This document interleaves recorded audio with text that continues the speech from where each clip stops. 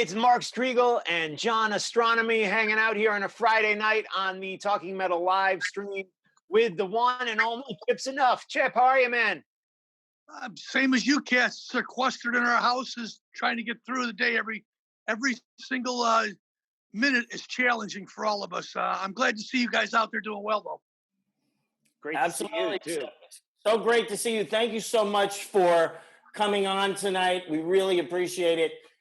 Chip, I just have to say, out of all the touring that I've done, you are my brother. You're the closest to anyone I've been on tour, both with Ace Frehley and when Like It opens up for you guys. Thank you for all the cool stuff and for being cool to me. Listen, I appreciate your time, too, as well. But you guys got a strong band. Those shows we play with Ace Frehley are jam-packed. Every single night they're sold out. I'm grateful to be on a tour like that any time of the year. And always call me, my friend, because I'll come out and play. I like plugging in and playing my music, and I know that you guys have a lot of secrets that you don't want to let the audience know about that we share together, you and I, from them tours. And let's keep it that way. Okay, perfect. So Chip, go ahead, Mark. Go ahead. Well, I was just going to say, so Chip, it's just bad news after bad news on the news day after day, which is why I was so psyched to get a little good news. I think, I'm a long time Enuff fan. I was in the fan club way back in 1989.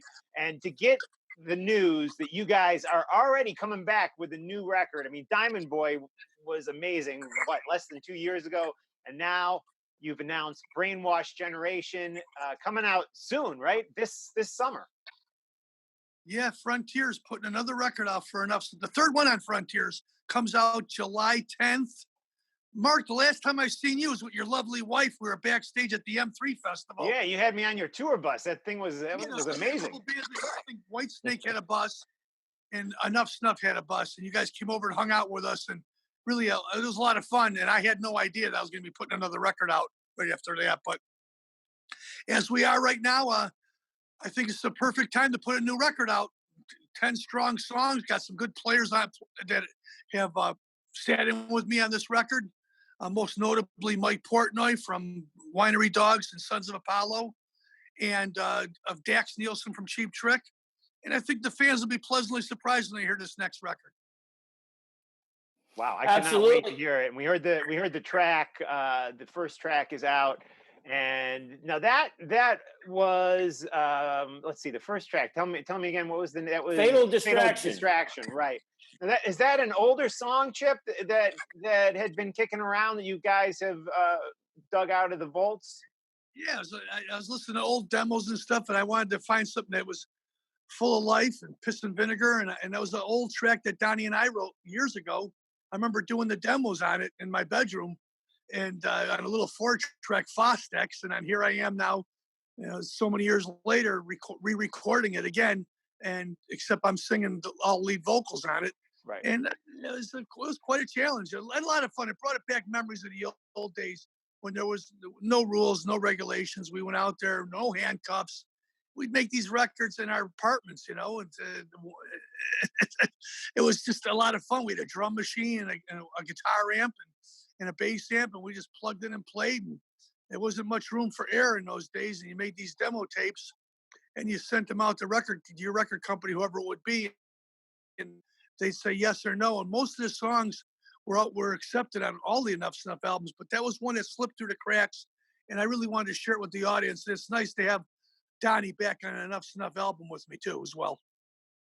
That's excellent. And Chip, let's talk about some of the other guys in your band. You just recently got Alex Kane back in the group. Original guitar player, Alex Kane. Everybody knows Alex from Life, Sex, and Death and his other band, Anti-Product. Wonderful guitar player. And he put together Enuff Snuff with me back in the early days. So to have an original guy back in the band with me, it's quite a good feeling to know that when we book shows that promoters know that there's a couple original guys still in the band, because in this day and age, to have anybody original in the group is unheard of. Right. So I'm very grateful to have him been there. And I also have Tori Stofragen. And Tori Stofragen, he played with Enuff Snuff for the last dozen years or so. He's got a band called New Black 7 as well. And he's a wonderful guitar player. And then, of course, the band's rounded out by our drummer, Dan Hill. Yeah, Danny's great, and Tori is a monster on the guitar. He is just unbelievable, and I think you got a perfect lineup. And I just love listening to you guys every night when we're out on the road together. Yeah, nothing like it when we're all touring around the country. Bro, I remember the last tour we did with Ace. I was going to your bus every single day and grabbing cupcakes and cookies and anything I could find to eat because there was no budget on the road. Everybody goes, "Oh, it's so glamorous playing in a rock band, traveling around the country, a group that sold millions of records." Well, yeah, we did in the past. Now it's out there and we're just like everybody else. It's a wash, rinse, repeat. It's a lot of hard work traveling around the Oscar Mayer Wiener wagon. That tour where you guys had a bus and Ace, of course, was flying everywhere, and which is great. He deserves to be. And we were following you guys around in a little van. We threw all our equipment. I remember. A lot of fun. I got to be honest with you. I wouldn't have changed anything. And it was at a good time, too, where it was good weather and it was healthy and the fans were coming out and there was jonesing for rock and roll everywhere. Boston, Detroit, Philadelphia, New York, Los Angeles. Everybody wanted to see good rock and roll music. And those shows were all very well attended. And now here we are in 2020. Wonder what the next move is going to be. And I'm telling you right now, I'm looking at everything like it's still moving forward. I'm making records, recording in my studio. I got a wonderful recording studio here on the south side of Chicago. If I could walk around, you could take a look at some of my stuff. Nice. Yeah, really absolutely. great. Oh, cool. Oh, nice. Yeah, and I got my little recording studio in here and Pro Tools and Oh, sweet. all my gear. Oh, Chip, you got nice racks of gear. Yeah, it's good stuff in here. I got to be honest with you. I'm pretty lucky that I get a chance to make music right here in the studio every single day. That's awesome, Chip, that you've got that.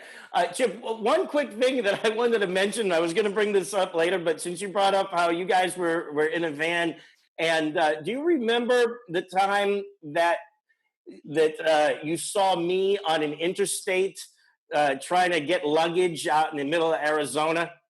I absolutely do. We're driving down the street, down the expressway, doing 70 miles an hour, and I look to the side of me and I see you running down the expressway, the opposite side of which way the cars were going, chasing your luggage. I could not believe it. Bro. I go, wait, there's Ostrowski chasing down some bags. And I thought, turn around. I didn't know if we should turn around or not. And we called you, and then you guys said, no, we got it under control. We're good. Yeah. Thank you very much. But yeah, it was pretty good. Very rock and roll, bro. That was totally rock and roll. The back of the Escalade opened, and Ace's suitcases and my suitcases and Chris, the bodyguard suitcases, all fell out into the road, and we ran out, and we picked them up, and then we got them back in, but we were all okay, and that was a great, funny story. I couldn't believe it. I heard somebody told me a bird flew into your vehicle one day. Too. Yeah. True? Yes, there was a bird stuck in the grill, so we had the back door open twice, and a bird got stuck in the grill. So that was a crazy tour. We dropped off that car right after that. I'll tell you, one of my favorite things on that tour was at the end of the year, we did something with, it was in Dallas, Texas. Ace, of course, headline, but there was a bunch of bands on the bill as well. Yeah. And I remember one of the guys from Pantera, Vinny, coming out. One of the last times I seen him, he came out to the show. He's a huge Ace Frehley fan. I didn't know Pantera. They hailed Kiss, you know. I know Dime was a big fan, and so was Phil. Anyway, he came out to the show to see the band play, and he didn't even know Enuff Snuff was on the bill. And Enuff Snuff was old label mates of Pantera. We signed with Atco Records around the same time. So we all got along very well. We'd support each other and go see the shows. And you wouldn't think that a band like Pantera would even pay attention to Enuff Snuff, but they were fans. We're all friends. I used to sit around all the time backstage with Phil and smoke pot. He loved smoking pot. I don't know how he smoked all that pot and was able to sing those songs, because that's certainly a challenge right there. But Vinny came out that night, and he came back and said, he came back, said hi to you and Ace and stuff, and then he strong-armed me and says, Chip, you got to come to my strip club. Oh, that's great. And I showed up there, and he wasn't there yet, and I couldn't get in.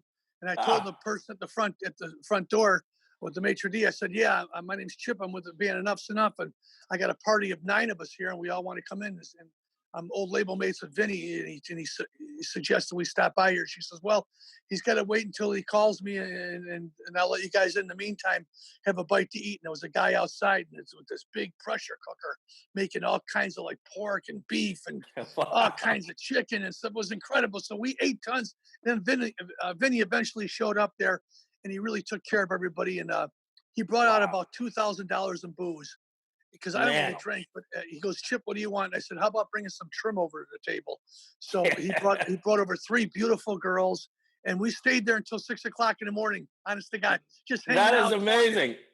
Talking the old stories about the band touring together, how they put together Pantera and all stuff that he did.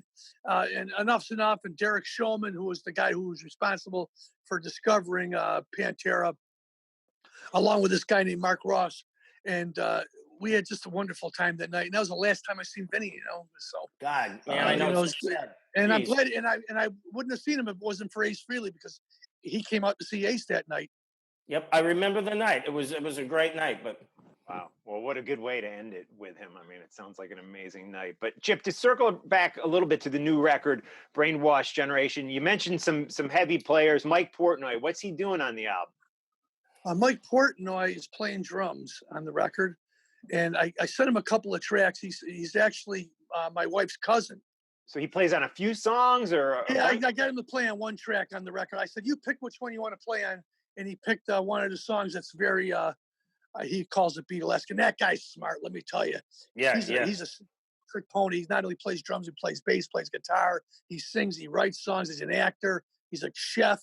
The guy does everything. It's ridiculous. And he said, he goes, well, seeing as that we're now family, you get the great rate, the family rate, which is free. That's great. Yeah, because normally it's going to cost $5-10 to get a guy like him to even play on it, whether he plays on it or not. If you're lucky to get him, but he likes Enuff's Enuff, and he loves Beatles. He's one of those kind of guys that don't get in a trivia with him. Wow. Because you'll lose there, because the guy knows every Beatles song there is. He knows everything about Ringo. He knows about all the whole Beatles history. So he picked the song "It's All in Vain," which is I think it's a strong track. It's like the picture of the Beatles and ELO fighting in an alley, and Cheap Trick comes in and breaks it up. That's It's All in Vain. Speaking of songs, I was going to say, Chip, speaking of Cheap Trick, you got Dax Nielsen, Rick Nielsen's son, who was the drummer of Cheap Trick, on the record too.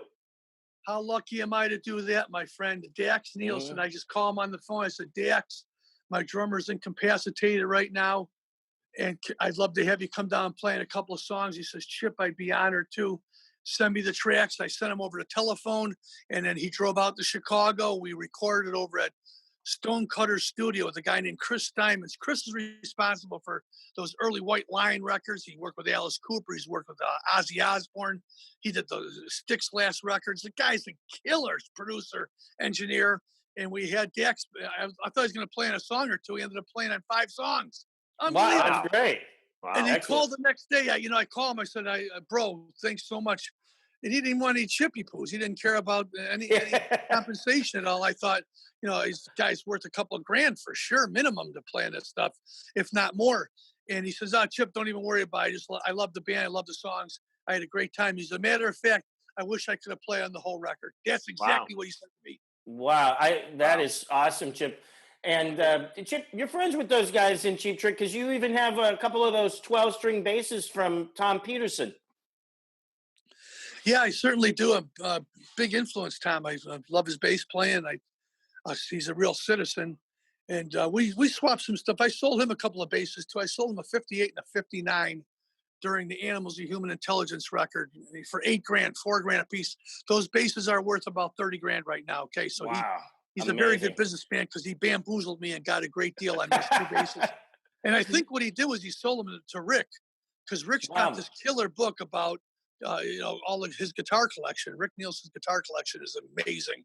And he's got both of them basses in his book as well. So I think Tom probably worked out a deal with Rick to sell those basses to him. But I also go back with Robin a long ways too. I'm friends with Robin and his lovely wife, Pam. And Robin sang on my solo record, Strange Time, which is on Cleopatra Records. He's singing on. He did All Day and All the Night with me. And wonderful vocalist. Probably one of my favorite singers besides Donnie V. I put him right up there. Those cats just really got a great sense of balance and a wonderful timbre. As soon as they open their mouth, turn a tape recorder around because not a bad note comes out. Wow. Awesome. And Chip, you did mention that Donnie V, obviously, I think he's one of the songwriters on Fatal Distraction, right? But does he do anything else on the record? Is he singing or backing or anything like that? Yeah, I got Donnie on the one track, "Strangers in My Head." Okay. I think it's a really strong song on time. On I'm sorry, the Brainwash Generation record, and it was nice for him to come back into the fold and help sing a song along with me. I think it's fantastic. His pipes are great. He's always been one of my favorite singers, and we wanted to bury the hatchet. We wanted to do something real nice for the fans. Cool. There was never a hatchet Nice. to bury, by the way, with me. I had no problem with anything. I don't sling mud. I live in a glass house. Right. But it was nice for me to call him up on the phone and say, hey, you know what? We should get together and do a song. Let's do something real nice for the fans. And it was his idea. He sent me a track that he had an idea with, and I go, bro, this is incredible. And he's a wonderful songwriter, really is. And I said, you'll sing on it too? He goes, yeah, here, you do your parts, and I'll do my thing, and then we'll make it, real nice collaboration. So, "Strangers in My Head" is one of my favorite tracks on that new record, by the way. Awesome. Cool. We Awesome. can't wait to hear that. And when do you think we'll hear more of the album? Is there another single dropping at some point? Yeah, there certainly is. I'm currently shooting a video because right now time restraints of people. It's hard to get everybody together right now. Chicago's on a lockdown right now. Tori lives out in Boston, so it's tough for him to get around and fly.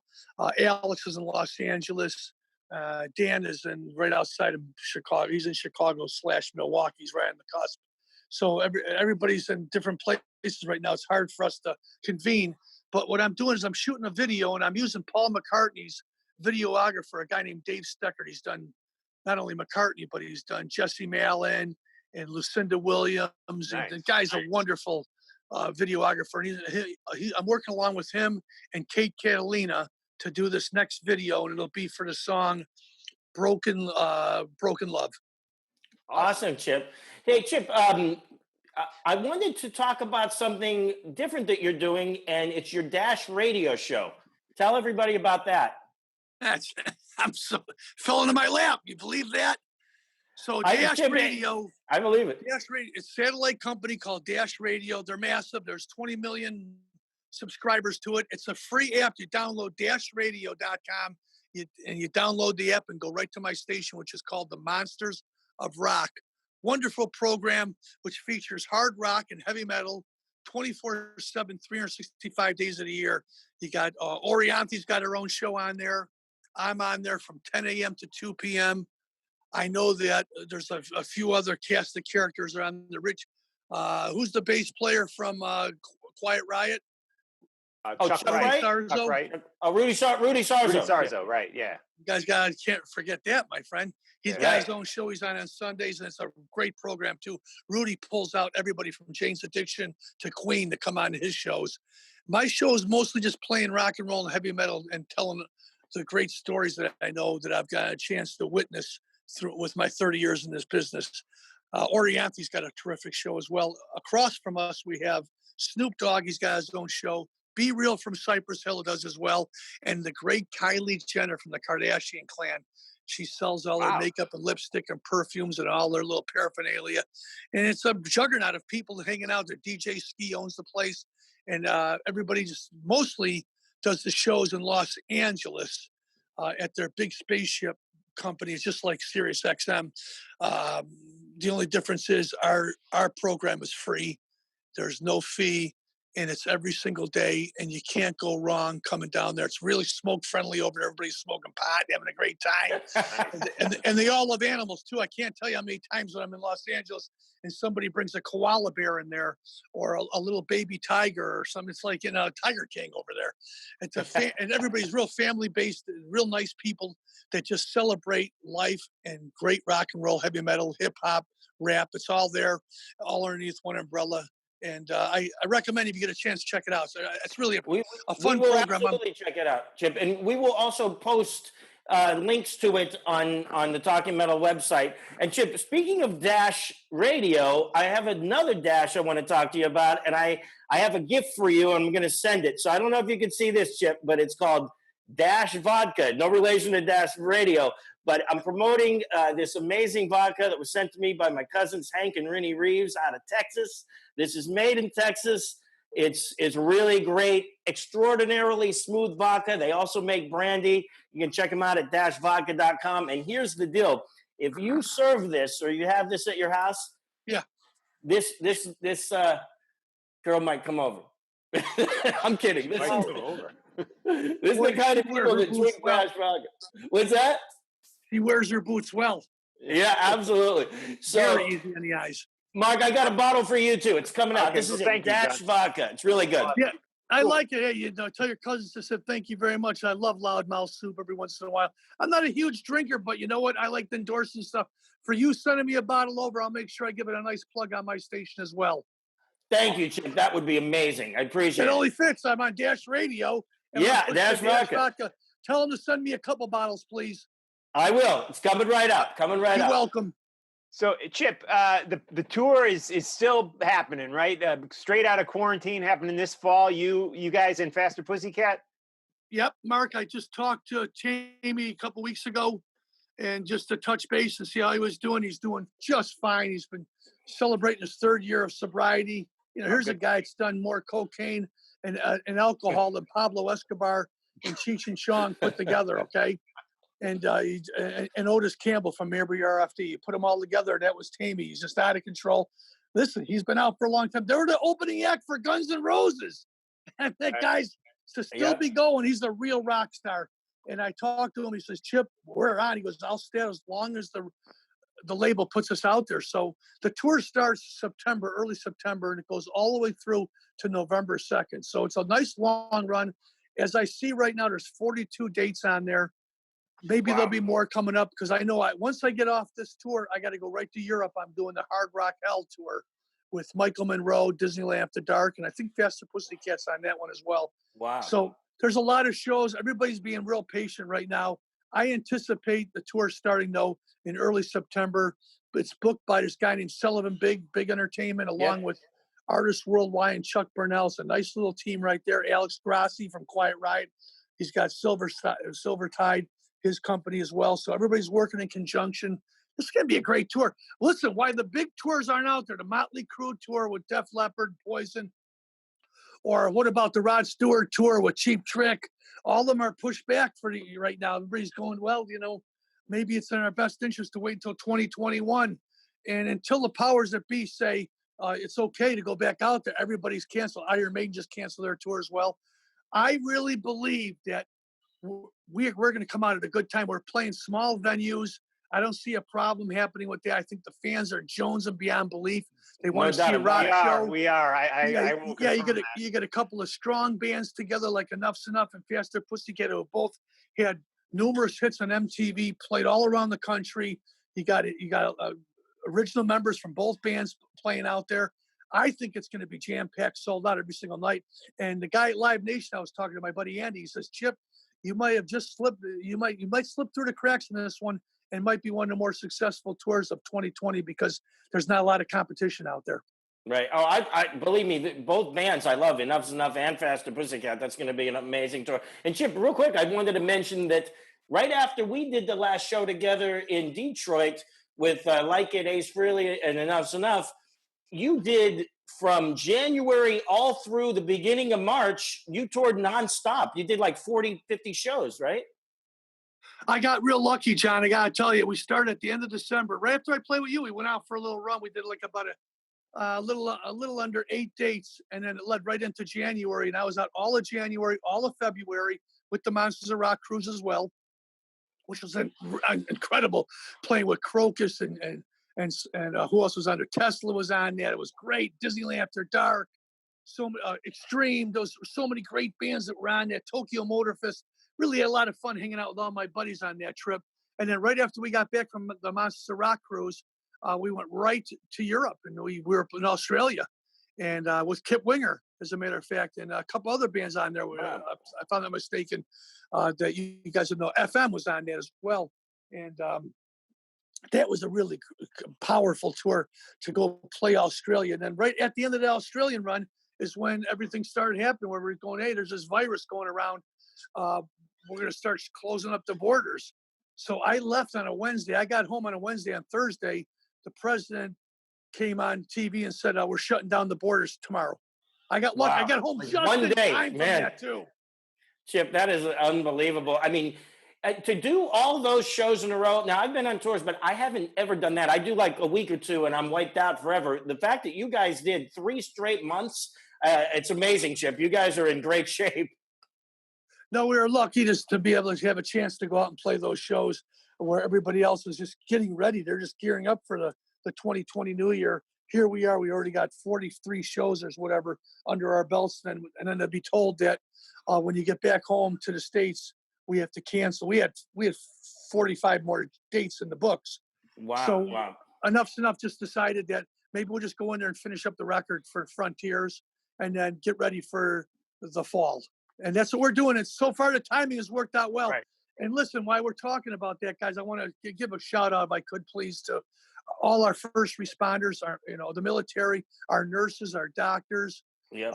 The police, Absolutely. all the people out there has been keeping this country together. God bless them all. And the prayer is very important at this time because sometimes that's all we have.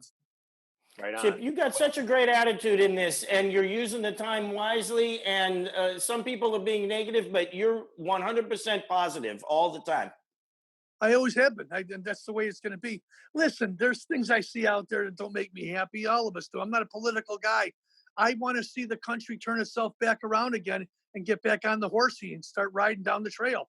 And Yep. people are jonesing to get back to their jobs. They're hardworking mothers and fathers. They want to put their kids through school and get their educations. A lot of more important stuff than rock and roll out there. But if I can help in any single way and play and give you an hour or two of getting away from all the mucky muck that's in your life and to be happy and celebrate life, yeah, I'm here for that, my friend. And I love playing music too. If it wasn't for the fans, I wouldn't be talking to you guys right now. Okay. Grateful to have the job that I have. And I pray that we all get a chance to get back together again and celebrate life.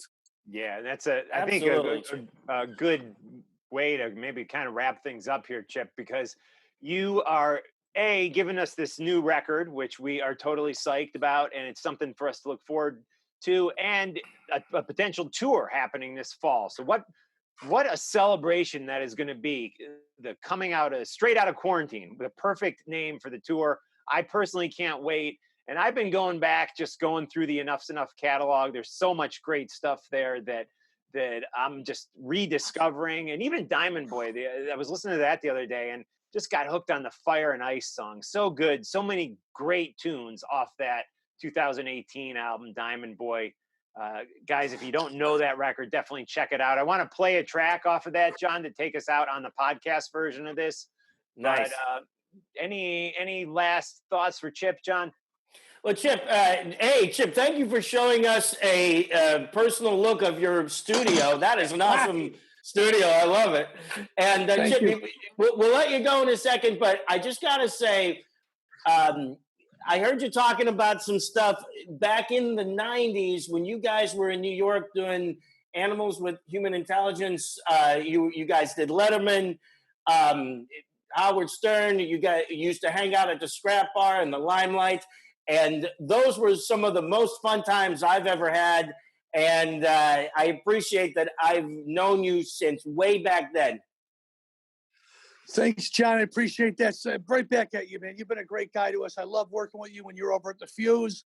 Great place. And here you are now working with Ace Frehley. He loves you dearly, too. It's so funny watching you guys to work together. It's just a real family-esque team right there. He's a wonderful cat to work. I love Ace Frehley. I love the spaceman. I go back with him for almost 30 years and to still be friends. That says a lot about a relationship. When he loves you too, and I love you, and Ace loves you, and Mark loves you. Maybe next year we can do something together, all of us, and we can go out and do another Ace Frehley, Like It, Enough's Enough run together. Maybe we talk to Kevin, the agent, because he's really good. Yes, we're going to talk to Kevin, and that would be an unbelievable tour. Like It, Enough's Enough, Ace Frehley. You can't go wrong. 3 bands that all love each other, and we fit perfectly on a tour together. Yeah, Mark, God bless you and your lovely wife as well. Well, thanks, Chip. And yeah, it's right back at you and Kate. And I know Emily loves seeing Kate on Instagram and Twitter. And it's always great hanging with you guys. And we definitely will do it soon. Hey, check out this stuff that's coming out on Frontiers Records, by the way. A lot of great music coming out on that label, as well as other labels that are putting out music. Bands are getting ready and they're gearing up. And the newer bands are, Gross is in the studio right now, Greta Van Fleet. You got the guys in Vintage Trouble, Mammoth, the newer bands, Rival Sons, along with the older bands out there. White Snake, and of course, Enough's Enough and Sebastian Bach. All the bands are putting music out there, and Extreme's got their new record coming out soon. Cheap Tricks in the studio. There's a lot of great music out there for all the fans out there to go out and support their favorite groups and keep everything moving forward. Absolutely, and you can pre-order the new Enough's Enough album right now. We're going to have links up in the show notes on talkingmetal.com, and yeah, let's do this. Chip, thank you so much, Chip. We hope you have a great night, and we will see you very, very soon. See you on tour, guys. Be safe out there. Stay sequestered in your crib. We're going to get through these unprecedented times very soon, and we'll get back out there playing shows again. Okay? Stay safe, guys. Thank you so much, Chip. Thank you, brother. Thanks so much. Cool. There you have it, guys. Chip's Enuff of the great band Enough's Enough.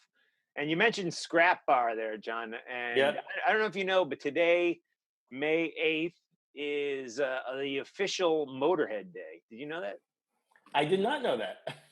Yeah. So I want to talk about our Motorhead experience at the Scrap Bar way back in the 90s. We'll do that.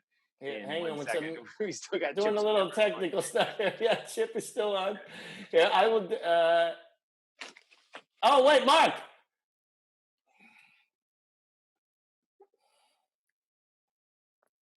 Hey, guys, guess what? I accidentally knocked Mark off. I'm going to call him back. You are seeing some crazy stuff happening, and stand by. We got Chip with his Monsters of Rock stuff on, and I meant to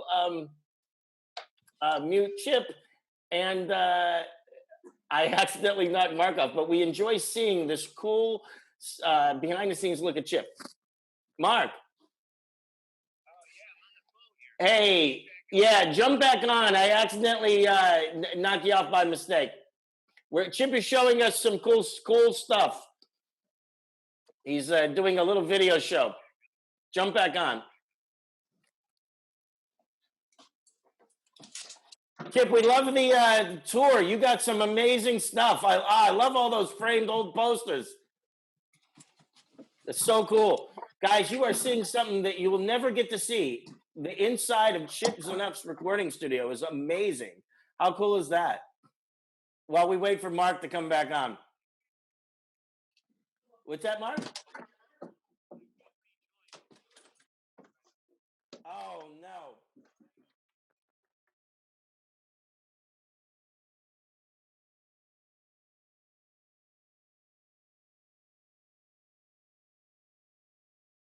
Yeah, there we are. We're back. We got 3 viewers. We went from okay. All right. We are back. I just got kicked off my own show. Yeah, I can't even see myself, but I hope I'm Yeah, it's like a minute behind. But okay, are we on? Am I on? Yeah, we are definitely on. I can see it on Facebook and heard it. Okay, good. Okay, now I can see it. We lost all 57 viewers. We're down. Sorry about that. That was my fault. 3 people. No, but the great thing is this: that we had a great interview with Chip Enuff, and for the people who listen to this on the podcast version and on YouTube, it's going to be almost seamless. We'll have a little edit there. And it'll look fine. We'll patch it all together. But we were talking before we got disconnected there that today, the day we are recording this, May 8th, is Motorhead Day. So I figured for our brush with greatness story today, I wanted to tell the story and bring you into it because it was a crazy time that you were involved with. The time that we met Lemmy, and we can both share our memories of this meeting. Now, we ended up at a place called, I don't know what or how, what we were doing beforehand or why we decided to go there.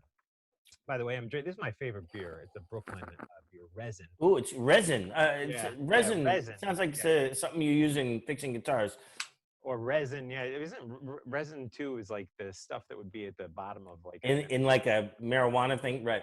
But yeah, Is there resin in that beer? no, I'm sure it's a it's 6 Point Brewery out of Brooklyn, New York. Okay. Great stuff. Anyways, Once again, I gotta say, let's have a talking metal toast. yeah, We didn't do Talking Metal Toast. Here's my beer. I'll give you a Chips Enuff. Yeah, the face thing. I'll do it too. Okay. Yeah, it looks worse when I get that close. Hey, Dash anyway. Vodka, guys. Everybody, Yeah, Dash Vodka. John's cousin is involved with that. Mhm. Yeah, great stuff. Everybody go to dashvodka.com. It's extraordinarily distilled. The vodka is distilled 7 times. The brandy's distilled 3 times. And there's a master distiller down in Berkshire, Texas. And it's really awesome stuff. Mark, you're going to get a bottle. Chip is going to get a few bottles. And we're gonna rock this. Right, absolutely. So let's do this Motorhead story. So it was right around the time. So I don't know if you remember, but there was this big scandal with Black Sabbath. Black Sabbath had Dio back in the band in like sometime in the 90s. I don't even know when it was. It must have been mid 90s, right, John? Does that sound right? Mid 90s. Dio was back in Black Sabbath for the Dehumanizer tour. Yes. And so at the end of that tour, Dio, and this is all leading into the Motorhead story, Dio gets pissed because Iommi and Geezer, and I guess Vinny Appice, invite Ozzy to come do a short set with them for I think it was the final concert of the Dehumanizer tour. So they were going to do the set with Dio, and then Ozzy was going to come up and do 4 songs with them. So Ronnie freaks out. Ronnie does not like this and says he's not doing it. And there was always tension between Ozzy and Dio. And I know, Dio's gone now, and sometimes history tends to get changed. But guys, there was always tension between Ozzy and Dio. There was. And that I could talk miles for hours about that. But anyways, to set up this Lemmy story, that's what happened. So they jam with Ozzy. Dio bolts on the last show. They get Halford to do the show with. I remember that. I remember when Halford did the show. Right. Yeah. So they do their set of Black Sabbath stuff with Halford, probably Dio era mixed with a couple Ozzy era songs. Then Ozzy comes out for like 4 songs or something. And that's that. And suddenly it's announced that Black Sabbath is getting back together with Ozzy. This is the mid 90s. Then it falls apart. And magically Tony Martin ends up back in Sabbath, and it continues on for a number of years as basically the Tony Iommi solo project. Right. And I heard that, correct me if I'm wrong, but that when some of the stuff Tony was doing, he intended it to be a solo album, but the label made him call it Black Sabbath. Is that true? Yeah, that was one of the earlier records. Oh, that was even before that. Okay. Yeah, I think that's right after Ian Gillan left Sabbath. But anyways, okay. So that's all kind of beside the point. But so we go into the scrap bar shortly after that moment where Sabbath was going to get back together with Ozzy. They do this little tease where Ozzy joins them for 4 songs. And then it's announced that Sabbath is not getting back together with Ozzy, or Geezer for that matter. So John and I, sometime after that, are in the scrap bar and we're hanging out. Do you remember, like, what were we there all night? Had we been out previous? Do you remember any of the details? You know what? This is the Lemmy story, right? Mm-hmm. Yeah. I don't know what preceded that.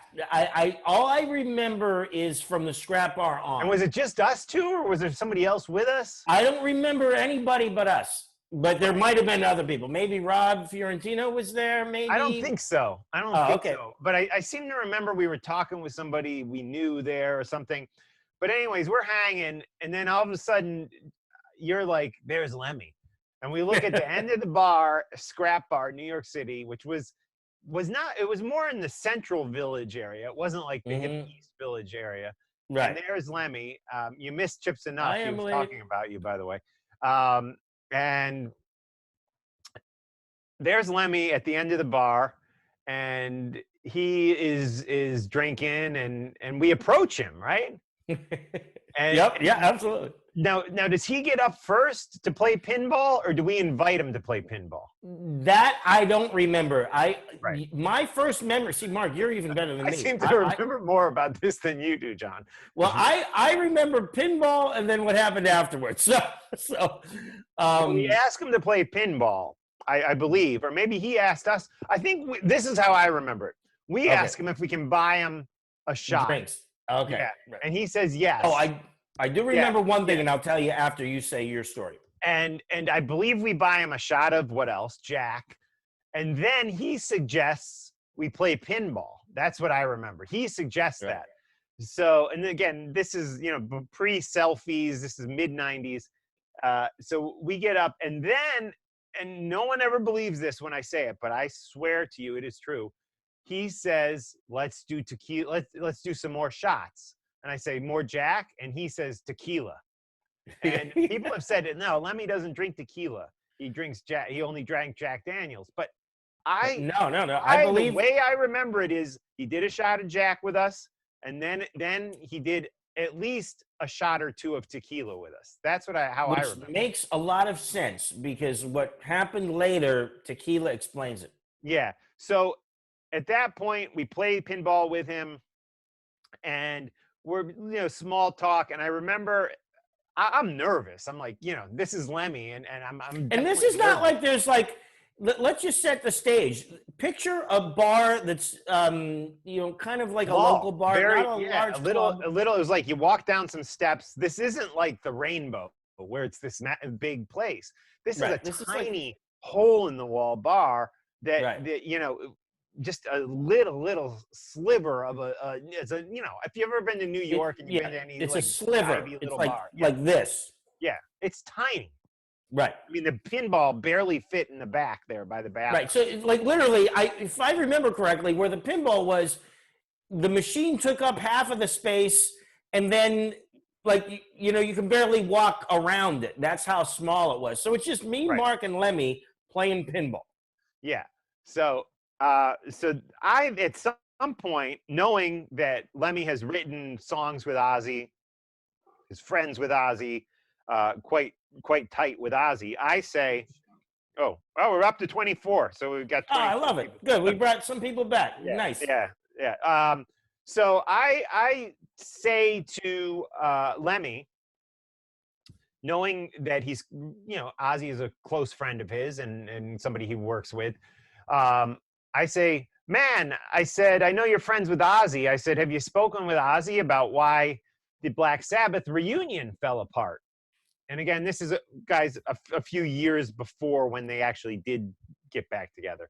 And he says, yeah, he's like, yeah, he didn't want to do it. He didn't want to do it. I was like, oh, I said, well, that's a shame. I said, I really wanted to see Ozzy with Black Sabbath. I've never been to a Black Sabbath concert with Ozzy.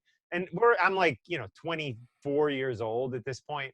And he turns to me, and I always remember this. He says, why the fuck not, man? And I'm like, because I just never got to see them. He was like, and he pointed to me. He was like, Ozzy was in that band for 12 years, from 1968 to 1979. You had 12 years to see them, or 11. And he said, you didn't see him. And he's like, it's your fault. It's my fault. That's what he said. Yeah, you were like a baby. You weren't even born in 68. I almost said I was 9 when Ozzy left Black Sabbath, in '79. I almost said that, but being the, I didn't want to upset Lemmy at all because he already seemed upset that I hadn't seen that. Yeah, God forbid. Yeah. I was born in 1969, so it's like, he was already upset that I didn't see Black Sabbath when I had the opportunity to. I think that's right. So I just was like, when you were 8 to 9. Right. I mean, maybe I looked older than I was at the time, but I remember, I don't think so. I think you look nice and young. But he seemed visibly upset that I was questioning Ozzy, and when I think about it now, like I was questioning Ozzy's judgment that he didn't want to get back together with Sabbath Right. because there were all these fans like me who wanted to see it. But Right. now that I think about it, it speaks volumes of how good Lemmy was. Because who am I? I'm some freaking punk kid buying him shots and Right. playing pinball with him, probably acting like a goofball fan. And he stuck up for his friend. He stuck up for his friend Ozzy Osbourne and basically said, oh well, Ozzy didn't want to do it, and that's that. You had a chance to see him in Sabbath. People had a chance to see him in Sabbath. Now he's doing what he does. So Right. I was always a little upset that I felt like I ticked him off. But when I think about it, I was like, how cool is that he stuck defended up for his Ozzy. friend. He Stuck defended up his friend. for Ozzy because I think the way I questioned it was like, why wouldn't Ozzy want to do this? Right. And so he stuck up for his friend, which is what you do for a friend, even if they I are love it. wrong. And I'm not saying Ozzy was in the wrong for not originally doing that Sabbath reunion, but I found that interesting. Yeah, and so That is amazing. So the night goes on from there. I'll let the you. night goes on, and then I'll take it over. But here's one thing: Lemmy did a little pushback with me too, friendly in a really cool way, and he said when I said, and remember, guys, we had probably had a few drinks before that. This was in the 90s. Right. Oh yeah. Then we had like X amount of things have changed shots. now we're so much more controlled. Yeah, now. we're like. This is back in the 90s. Yeah, this is back in the 90s. We couldn't handle our liquor. Yeah. So what happens is, I say to Lemmy, you know what? This is one of those things where you go like, when you're with your friend and like me and you could be like, let's say we get real drunk one day and I go, Mark, you're just the greatest friend in the world, that kind of a thing. So I go, Lemmy, here's the deal. You made it possible for Metallica and all these other bands to do what they're doing. And he said, you know what? He goes, and he didn't take credit for it. He said, no. He goes, those bands did their own thing, specifically Metallica. And I wasn't cutting on Metallica. I was just saying how, I was blown away to be with the guy that influenced all these great bands like Metallica. And Lemmy said, no, I'm just like a guy in a band. Those dudes in Metallica and all these other groups you're mentioning are great on their own. And that was another cool thing that he said. That's one weird thing that I do remember from that night, other than what I'm about to say. Should I tell the story? Yeah, it's up to you, man. I mean, I'll I feel like tell it the makes story. me look a little bad, but it makes maybe you look worse. But yeah, it's up to you. Well, I don't even know that part of it. Like, there might even be more I to feel the like story. I was a bad friend that night, but Oh, you left me, right? Okay, you left me. So what happened was, I remember playing pinball with Lemmy and Mark. What are you drinking there? I'm drinking. Mark, look at this. Now, see, I'm promoting Dash Vodka, and look at this, guys. I got to get it. You got olives in there? I got 3 olives in here. Shoot, we couldn't. And get olives. And it's got a gold rim on the top. I had to send away for these olives because of COVID. You can't get them in Jersey City, so I got special olives. Can't get them in New Jersey. I'm kidding. Olives. Yeah. These are DeLallo olives, a good Italian brand, half Italian. Gold rim, Dash Vodka, made out of Berkshire, Texas. And guess what? Chip Enuff is going to talk about it on Dash Radio. And we got to get people drinking Dash Vodka because this stuff is very smooth. It's what they say, extraordinarily smooth. And there is a master distiller. His name is, he's a great dude. He is making this out of Texas. And believe it or not, one of the cool things, it's made with wheat and other things, but like raisins play a part in the complexity of this vodka. Can you believe that? No, how cool is that? I didn't know raisins were in vodka, but it's distilled 7 times, and you really need to go to dashvodka.com because it's good. It's great. You know, some alcohol, you try to drink it, it tastes like, poison. This, you can just pour it right in here. And well, speaking of poison, it's good. So that night. Oh, yeah. So that night, I was poisoned by that tequila. Yeah. And so we made it near my apartment, and I lived on 32nd Street between Fifth Avenue and Madison Avenue in Manhattan. It's kind of an odd area to live. Right. And Fifth Avenue, it's And I lived in Hoboken at the time. right, Yeah. which I love your area in Hoboken on Willow Street. So what happened was, picture, guys, this is like 2 blocks from the Empire State Building, and It was Madison Avenue, right? yeah, I was on Madison Avenue, Empire State. There's Madison and then Fifth, right? Right, Fifth. Yeah. Between Fifth and Madison. So I'm on Madison, and I think somehow we wandered over into Park Avenue. So I lived. Oh, okay, right. Yeah, so it's Park, Madison, Fifth, right? Correct. So it's Fifth. Yeah, because Madison, I think Park. we were on Park. I think it was Park Yeah. Avenue, actually. Yeah. I know it was Park for sure. Park is a 2-way avenue in Manhattan. So we had Manhattan's taken. a This is grid. what happened. We took a cab Okay. uptown. All right, you're leaving this part out. We had been at the scrap bar. Maybe we went somewhere else afterward. It is 4 a.m. You know, we take a cab uptown, and this is the way I remember it. We're on Park Avenue. This is because my memory is getting jolted here. And you open the door to the cab. Oh, not no. even near your house. We Right. open the door to the cab, and you go running out.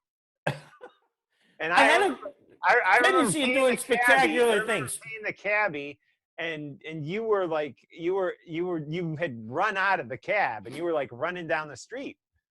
See, And- I like to do exotic, you know, I hate to say it, but I might be like the new, you know, kind of, well, actually old because I was first, but like, you know, how about this, John Exotic? That's gonna be. I'm changing my name from John Astronomy to John. No, I'm joking. Yeah. I'm just kidding. No, but I like to do crazy stuff back in the day, not now. Right. Right.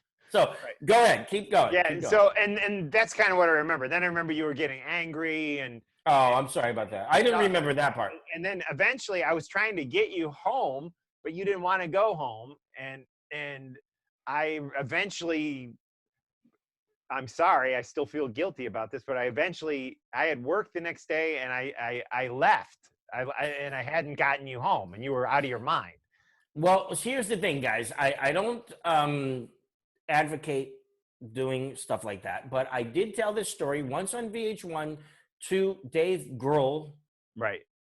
You don't have to say who he's from because Dave Grohl is Dave Grohl, and it was during VH1 Rock Honors, and it was a Foo Fighters interview. And here's what happened with that. Matt Pinfield, who I love, interviewed them first. And a lot of the great questions that I had in my notebook, Matt had already asked them. So I didn't have really anything else to talk to the Foo Fighters about. So I brought up Lemmy, and then this story popped out. And it was the first time my parents heard this. So I was like, oh, God. But what happened was, because, you know, I want to be considered a great kid and all that. So what happened, and I still consider myself a kid at my age. So, well, yeah, you're a kid. I'm looking for a picture of Park Avenue, by the way. You're a kid to your parents for sure. Correct. Yeah, here we go.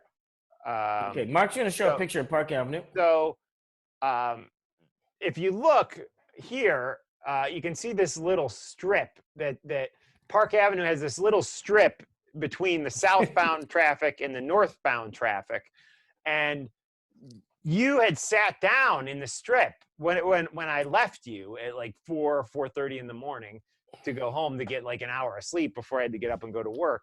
And then the story that you told me afterwards, and I think you may have told Dave Grohl, and we can edit this out if you don't. Yeah, it's fine. Keep going. Was that you woke up on that little strip between the northbound and southbound traffic on Park Avenue, and it was like 7:30 in the morning, and people were like walking to work. I woke up and I remember briefcases. Like that was the time I guess people carried briefcases. I used to carry a briefcase, and businessmen were going to work, and women. And but they didn't think anything of it that I was laying there. And at the time, I had long blonde hair. I looked like I was possibly It could have been like in Slaughter or White Lion, yeah. bands I love. And I'm just laying there, dressed up, probably in some flashy shirt and cowboy boots, and with the boot out, the pants went in the boot, and uh, that's how I dressed back in the day. And I woke up like that in the middle of Park Avenue on the. I used to call it a medial strip. It might be called a median. I'm not sure, Yeah. but that little strip in between the traffic going both ways, and it took me a minute to like figure out where I was, and then I was like, oh God, I'm waking up in Park Avenue. So then I ended up. You were mad at me. I remember you were like, you left. I'm me sorry. there. No, but listen, I'm sorry I left you there. I should have like dragged you home or something. But I do remember you were like getting very angry, and I was just like, all right, I'm so tired and drunk. I need to go home. So. But Well, yeah, I feel guilty. it was a funny story. Thank God everything ended up all right. Yeah, everything's fine. Here's the funny thing. Lemmy, as Dave Grohl said, this is what Lemmy could do to somebody, and it's not your fault, and everybody's okay, and we all lived happily ever after, and we learned from that. And of course, everybody has crazy childhood stories and stuff. Right. Like so the Dave Grohl thing. So John, then many years later, is probably like 10 years later, right? John, you're out at Rock Honors. Yeah. And you're doing, this is Talking Metal is doing stuff on VH1, and we're doing Talking Metal on VH1, and you talk to Dave Grohl, and who had just recorded a song for Probot, his metal project with Lemmy. I think it was called Shake Your Blood, if I remember. Yep, Shake Your Blood, great tune. And you mentioned that to him, and Dave says something about Lemmy, and then you're like, well, I have a Lemmy story. And you did a short version of that long story that we just told. And then you end the story, and you're saying, and I woke up in the middle of Park Avenue the next morning. And Dave Grohl looks at you like deadpan and goes, these are the types of things that happen when you hang out with Lemmy. Exactly. And I will say this, in Scott Ian's book, which I should have here somewhere, that our good friend, a really good friend of mine, he lives out here now, John Wiederhorn, co-wrote. Oh, I love John Wiederhorn. He's great. Scott has a very similar story about meeting Lemmy. Yeah, in I believe it's in London. He went over there with, I want to say with Joey to do press for one of the albums, or I don't think it was Among the Living. It was like, I think it was earlier than that. But anyways, he was over there with another Anthrax guy, and somebody told him, you want to meet Lemmy? And he went and he met Lemmy, and he started drinking Jack with Lemmy. And he, at that point, was not a drinker and definitely didn't drink hard liquor. And so he, he didn't want to let Lemmy down, so he's drinking like a pint of Jack Daniels, and that he got so sick afterwards that he was like out of his mind. He was completely sick. He doesn't remember. So there's a very similar. So you're not alone. Okay, Scott I'm Ian, glad that this happened to not only me. It's like the Lemmy 2 movement. Right. Scott Ian and me, we're going to start a new thing. It's called the Lemmy 2 movement. And this is when you do crazy things after you've been out with Lemmy. No, I'm kidding. Yeah. But anyway, it was fun. And no, I mean, it was great. And Dave Grohl, thank you so much for being so cool to me and let me tell that story to you. And Gabriel, I think that's Bert Gabriel saying Dave Grohl is such a legend. We have Homero is saying hi from Santa Fe, Argentina. How are you, man? Wow, we got hello. We got great people from Mexico City. Astronomy's smile is the light that guides my path. Wow. Wow. Getting some kind of Ian McCurdy is watching. Hey, Ian, what's up? Ian McCurdy. So people checking in, guys. Thank you. I love it. And guys, the reason I'm not responding is that the way I'm set up, I can't see the post. Eventually, we're going to get it to the point where I can read them. But right now, we're still in my favorite word, our infancy of this. Well, I'm just reading them off my phone. Sherry says, hello from the Outer Banks. Do you know Sherry? One of your friends? From the Outer Banks? Yeah. Where's the Outer absolutely. Banks? What is that? Michigan? What is that? Outer Banks? I'm not sure. I should know that. I mean, I do know Sherry. Sherry, hey, Sherry. Outer Banks. Where's Outer Banks? What is that? North Carolina or something? I don't know. I think it is. But yeah, I gotta take a look. I know various Sherry, so I have to see which one it is. Outer Banks. Where's Outer Banks? I'm just curious. I think that is like North Carolina or something like that. South Outer Carolina. Banks. I just said Outer Banks. Yeah. Outer Sherry, Banks. whichever Sherry this is, thank you so much for being so cool and being my friend and checking Oh, in is with it us. Outer Banks? Is that like Myrtle Beach area? I think It so. is, right? Yeah. I don't know. Thank you, Anyways, Sherry. guys, thank you for joining us. And we are hanging here on Talking Metal for what, at least another few minutes. We gotta pick a guitar. Why don't you talk to me about one of these? Okay, and I want to talk to you about a guitar too. So guess what? I'm not going to leave you off the hook. I'm going to talk about a guitar, and then you're going to talk about a guitar. Okay, I don't know. I'll have much to say, but yeah, I know, but my guitars don't have quite the stories that yours do. There's a nice Charvel back there that I see. Although I do have a Gibson Les Paul somewhere around here that was used on Chinese Democracy. Yes, that is amazing. Absolutely. About that. Bumblefoot played it on Chinese Democracy. Absolutely. So, As well, okay, guys. He played one of your guitars, I think, too. On Chinese. Correct. You know what? Since you said that, I'm going to bring this one out. I'll bring that one out. So, when Guns N' Roses were making Chinese Democracy, see, some people think this is a Zoom background, like a fake picture. Negative. Look, this is what I look like with my hat off.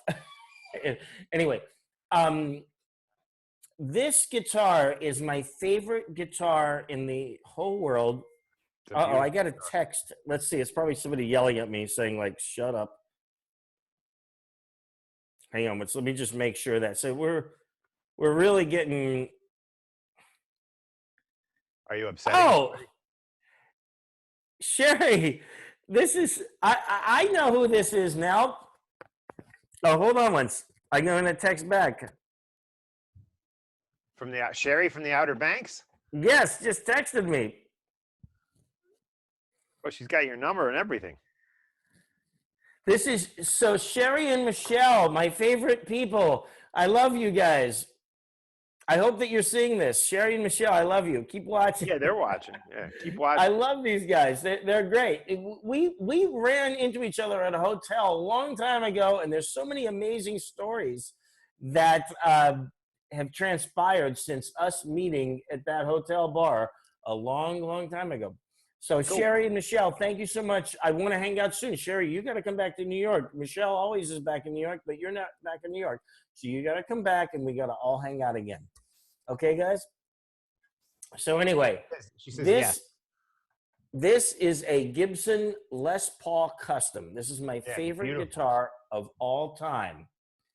And so this was one of the two guitars that we gave to Bumblefoot to use on Chinese Democracy because they wanted Les Pauls.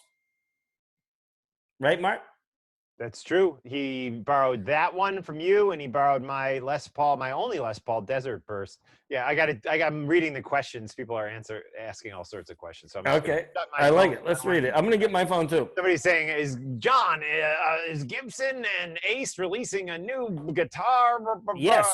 Okay, good. So here's the thing. Guys, I got to put my glasses on. I feel like I look a little out of it without them, but I'm not. It's just the lighting here. Okay. Yeah, I like the glasses because I feel like the glasses that I have, they help hide these dark circles that I've developed. Mark, you're perfect, man. You look super young. Oh, well, you're good. Yeah, I don't I gotta have special lighting to make myself look as good as I might slightly look. Anyway, this is I forgot where we are, but this is a 1987 Gibson Les Paul Custom. I worked for Gibson for 10 years, and I'm not 100% sure what they referred to this finish as in 1987. I would call it a tobacco sunburst. Yeah, tobacco sunburst. Now they sort of call it a vintage sunburst. Then, Mark, your guitar has got a desert burst, which that's when they got a little more advanced with the finishes, and desert burst is a beautiful finish. You got probably a flame top on that too, right? Yeah, I don't know if it's officially a flame top, but I say it's a flame top. Yeah. Yeah, and so this is my favorite guitar. Now check out the back of it. It's not a burst. So like the 70s bursts had the burst on the back. This is a mahogany back with mahogany sides, and they used to have a thing called a pancake body. This is not that. This has what's called a maple cap, and here's what's weird about this one. This is a 3-piece top. So I think in this angle, you can see right here, there's a line. Oh, right. That's Yep. 1 piece, 2 pieces, and 3 pieces. Now, the Ace Frehley Budokan model is a 3-piece top. And so those were a 3-piece top is a notable thing. Now, most guitars are 2-piece tops, if not a 1-piece top, but most of them, like Gibson Les Pauls, are probably a 2-piece top. But this is a 3-piece top Gibson Les Paul Custom. My favorite guitar. My mom and dad bought me this for my high school graduation present. Some people get a car. I wanted a guitar. I wanted a very rare Gibson Firebird 1976 model that they bought me, new old stock. This guitar was my college graduation present. So, and right now, these things, I mean, look up Les Paul Custom on the internet. So it was a college. So you graduated college. It's at 87, but that you graduated college much later than that. So 1991. Did you buy that used, or was no? that... That's the weird thing. In the store in my hometown, there's not a lot of heavy-duty guitar buyers in Johnstown, Pennsylvania, or Windber, Pennsylvania. So this great store called Music Haven and Galleries in Johnstown, Pennsylvania, also known as Richland, Pennsylvania, sometimes has guitars that I would call new old stock. So that 1976 Gibson Firebird that my parents bought me for my graduation present for high school, which I graduated in 87, they bought that new, but it was a 76. So that guitar had sat in the store from 76 until 87. And then this guitar sat in the store from 87 until 91. Wow. Guess what? Sadly, most of those great guitars are gone because people started to get wind of this store having such amazing new old stock. And that doesn't happen today with the internet, because now any store anywhere in the country, it'll be spotted and it's online. And if the store isn't putting it online, the collectors are. It's like it just doesn't exist. I mean, Guitar Center, you can go in and search any, the inventory there, and it'll tell you what store it's in. You can have it shipped across the country. So that type of stuff doesn't exist anymore. I know. So yeah, now you can't.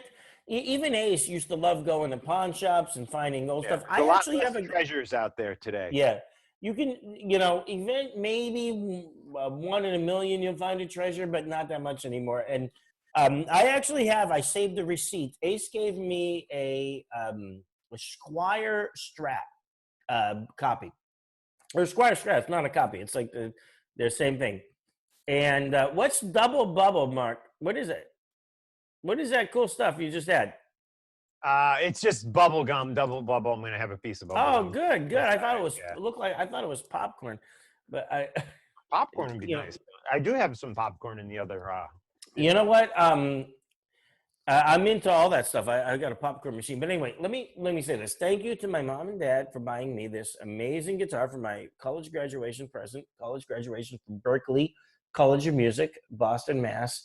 And to me, I have all these other guitars. And I mean, I have guitars from Ace. I have guitars, a lot of guitars. I have super guitars I use with Like It. I have that Super Sparkle custom shop guitar.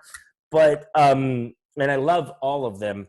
However, this guitar has always been my favorite. And I've always wanted this guitar since I first started wanting to get guitars. And so this is, if there was a fire in this building and I had to run out with one guitar, this would be it. Right, Mark, I can't hear you. That's your desert island guitar. I was saying. Correct. This is because my kids are it's slowly starting to quiet down upstairs, but it's just okay. Hey, Mark, I want to ask you about that Charvel in the background. I mean, one of my favorite brands. There's really no stories behind this, but I'm going to put this back. I'll tell you a little story. This is a Charvel. Stand by while I put this in the stand. Okay, tell us about the Charvel.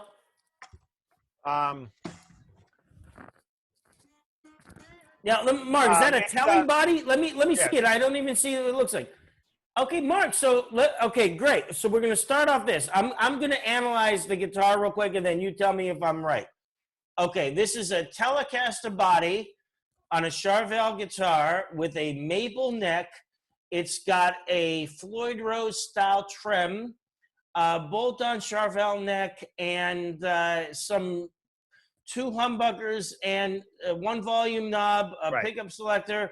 And what's that little thing on the tremolo? I don't know what that little extension piece is. What's that? This What is it's like a detuner. It's the Eddie Van Halen. Oh, that's totally detuner. cool. So, See, yeah, I never it had a doesn't. guitar with a trem like that. Yeah, it's a little temperamental, but it's cool when it works right.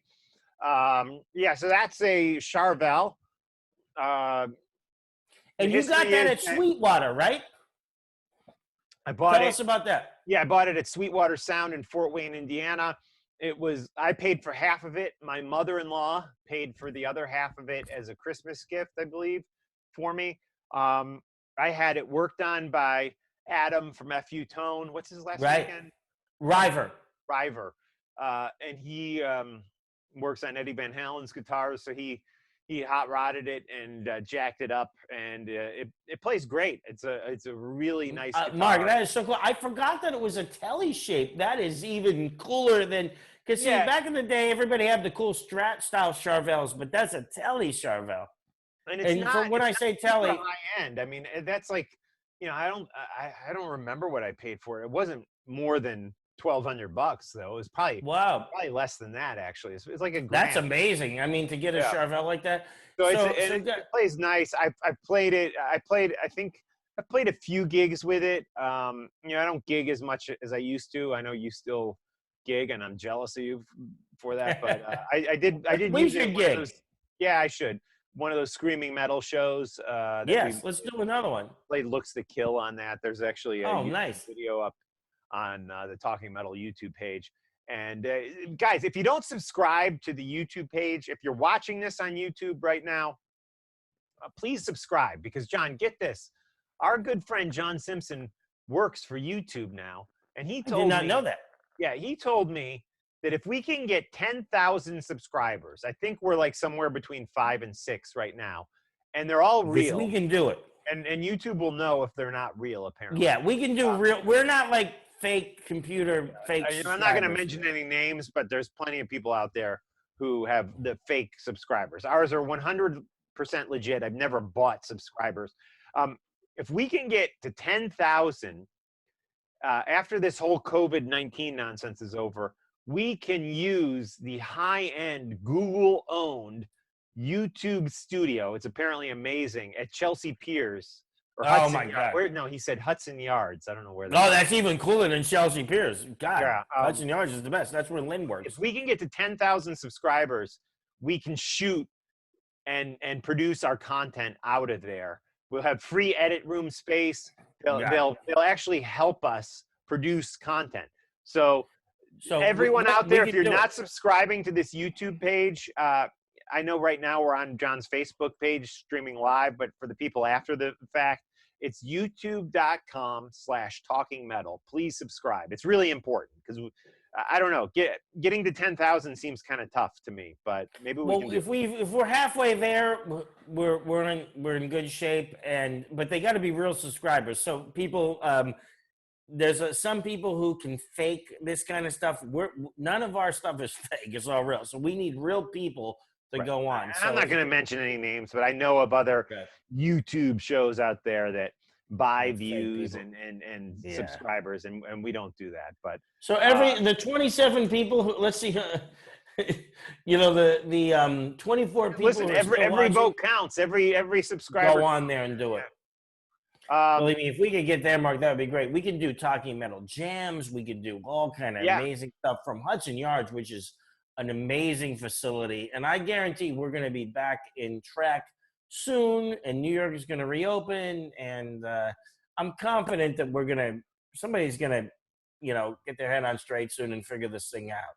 Yeah. Well, what's going to happen is eventually people just they're not gonna give a shit. They're just gonna say, "Yep, Right, I get right. it, I get it," and they're gonna go Yeah. out. Well, So believe me, I'm willing to I risk think you it. know the governor of New Jersey said June 6th. Uh, I'm gonna respect that, but we really have to see where things are at after that. And Mhm. I'm optimistic. I mean, I think with to circle back around in closing to the Chips Enough thing, Enough's Enough. Yeah, it's a little bit of a gamble for them to book a tour starting in September. But on the other Mhm. hand, if it pays off, it's a big payoff. That's what I think, and I Correct. think that's kind of what Well, Chip was saying, because mhm. people are going to be so ready for it, and if people do feel safe going out at that time, they're going to eat that up because there's not going to be anything else. Rammstein just canceled, which is a big. Oh, they did? I didn't know that. They canceled that tour? I Yep. got tickets. So what do I do? Yeah, I well, didn't even here I bought from a third party, or I guess they call it. So I have no idea how I'm going to get I reimbursed. can't believe this. I So bought mine on it was my StubHub. birthday present. My birthday is right around that time. I didn't even see that they canceled. I am totally bummed Yeah, out. So I they're bought on done. StubHub, so I'm probably eating that cost So because now I'm I have gonna no get idea. credit. I'm gonna have to find out. I bought it directly from Ticketmaster. Well, then you should be okay. You should be okay. They'll How probably sad is that, man? We were gonna have Ramstein at yeah, Giant Stadium or whatever it's called now, and MetLife. now it's canceled. That is terrible. Yep. Yeah. I So don't blame Ramstein for canceling. I 100% understand that. I am so sad about that. You know what I got to do, Mark? Well, I have a computer. I have like 30 computers in storage and stuff, and one of them is broken. I can't turn it back on. But on that computer is a picture of me in Richard ZK's house in Manhattan when I interviewed him for Talking right. Metal a long I time remember ago. that. And that picture is like missing, and it's on this broken computer. So one of these days, I'm going to take some old computer and spend whatever it takes, more than it's worth, to get it fixed, just so I can get that photo up there. Well, John, I do have to head up to put my kiddos to bed here. Help Emily get these guys to bed. She was on a Zoom call with some of her old friends.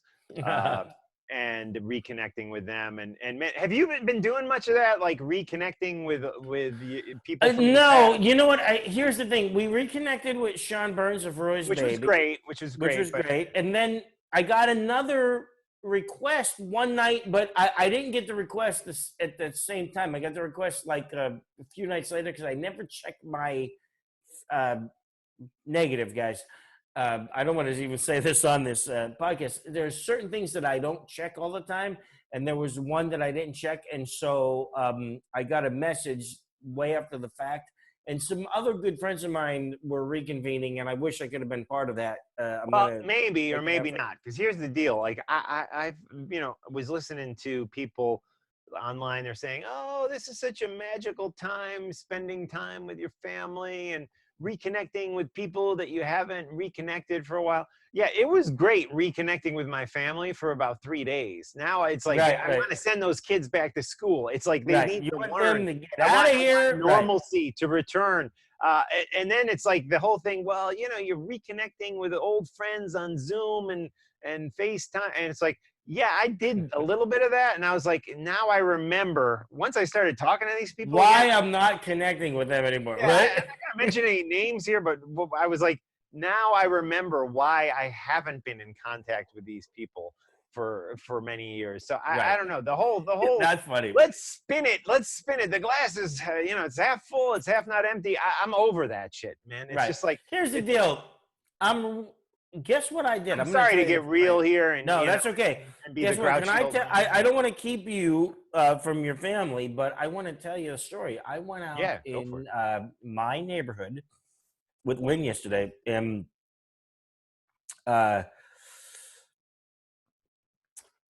what did I do? It's that deep that I got to think about it. I'm kidding. I just got so much on my mind. But bottom line is this: I went out and there was a bar that was giving out. Hi, Emily, you're coming Oh in. God, face. She was So let making John a finish the face. story. Emily, are you? You're not mad at me, are you? Not at all. I've had Yeah. such a good night. I'm so happy to see I you. saw that face. Why haven't you been on the podcast or whatever this is? And I her was having friend. a Zoom session with some of my friends. I know. You see what I got here? A Olives. martini. We need olives for your dry martinis. Oh my Yeah. God. Guess what I get? Guess what, Yeah. Emily? I'm ready to do this tomorrow. You can call the governor of 2 states and tell him I'm doing this. I will bring this Dash vodka over to you. And guess what? If you don't want to get your kids sick, I'll meet you at the train. I'll come out there and then I'll just hand it to you with a glove. Johnny, I'll You set sanitize it it. down. You set it down. Take 6 feet back, and then we'll. Yeah. we'll I'll pick it up with bring it. I food. got a tape measure. I swear to God, I recently bought a tape measure for other reasons. A lot of weird stuff going on in the house of Estrada. But a tape measure. I love you. And guess what? I love you too. I seriously, I'm into the martinis, but I like the super dirty martinis. Like I would Yeah, take yeah. olive With the olive juice. Olive juice. Yeah. I'll just pour the olive juice in. But I also really like the blue cheese stuffed martini. Oh, you like the blue cheese? See, I'm not don't like as blue they cheese? call that. No, I don't dislike it. I'm not as not experienced. It's like there's a word like proficient at that. I'm not as proficient at that yet. But here's the thing: if you and I'm not even joking here. If you try this Dash, you will not believe it. It's really Wait, good. so Dash, it's a brand of vodka? Dash is a brand of vodka that I'm going to be giving to you, and they love talking metal. It's my cousin Hank and Rennie Reeves, and their master distiller made out of Berkshire, Texas, and this is going to be the new rage. I guarantee you. Chips Enuff is going to be fun. Dash vodka. And yeah. so John's cousin's Emily, vodka. you like martinis? You're gonna love this Dash. I'm bringing it to you. Okay, I'll hide out. I'll put like a full body. Guess what? I don't even need a mask. I'll put the astronomy costume on. Right, there you go. I'll come out. How about this? The I'll helmet. come out tomorrow with the helmet and the whole thing, spacesuit, silver spacesuit, 7-inch heels, and I'll just show up. Maybe we'll call the news, the Jersey channel. What channel do we got there? We'll call the. What's that channel in Jersey? It's like a fake channel. I'm kidding. Not Call channel your nine, local. is it Yeah. nine? I think Call 9 your is local Caucus, right? TV and tell them a guy in WO? spaces. The one Just out of tell him a town. guy in a spacesuit's coming, and he's going to bring you some Dash vodka, and we're going to rock and roll. But John, Chips Emily Enuff. interrupted your story. What was your story you were about to tell? Do you remember? Which was that? I forgot it. I don't know. I don't know. Yeah. Anyways. All right. Well, Never mind. to wrap it up, I do want to say that we are using Zoom to broadcast these, and we had to buy the professional business Correct. version of Zoom. And we're open for any contributions. You want to give out your PayPal, John? You know what? I forgot it actually, Mark. Why don't you give out your standard Talking Metal one and just give that one out? Yeah, well, what you guys can do to help support what we're doing is use our Amazon links on talkingmetal.com. If you use those links, nothing is more expensive or anything like that, but there is a small, very small kickback that goes back to us. And there's other ways you can support with my PayPal, which is striegelmark@gmail.com. I wanted to give yours out since you're currently. Yeah, Mark, I wanted to, and believe it or not, I have a couple, and I forgot to check Yeah, we'll which do it is next the week. right one. Next week. Next so guys, time we'll listen do to it. some of the guests we have coming up. Eric Turner of Warrant. Can I say the other one that you booked, John? Yes, definitely. Bruce Kulick of Kiss. Possibly Rob Dukes. He wants to come on. There's a guy from Volbeat, Rob from Volbeat. We might have him on. So there's a lot of people who are asking to come on, and we cannot wait to share more of these videos with you, which are then again repurposed as a podcast. Blabbermouth just picked up our interview with your friend Phil, and we posted the Dave Ellefson interview from last week is now on the podcast version of this and the of Talking Metal, and also our YouTube page. So yeah, fun stuff. Yeah, Mick said Warren. Yes, yep. Mick. Kevin said Bruce. Yeah, Bruce. Bruce. Yep. We're psyched. We got to come up with some good questions. I want to get some old Kiss stories from Bruce that he hasn't told anyone. Like that's what I want. I want to hear like about. Yeah, I the want to hear some Carnival of like Souls animalized stuff. stories. Yeah. Oh, Animalized. Yeah. Yeah. So Great guess what? records, by the way. Oh, He yeah, wasn't absolutely. on Animalized. He toured wasn't on Animalized, but he was on the Animalized tour. tour. Yeah. Yeah. Mark St. John played what, 3 shows with him?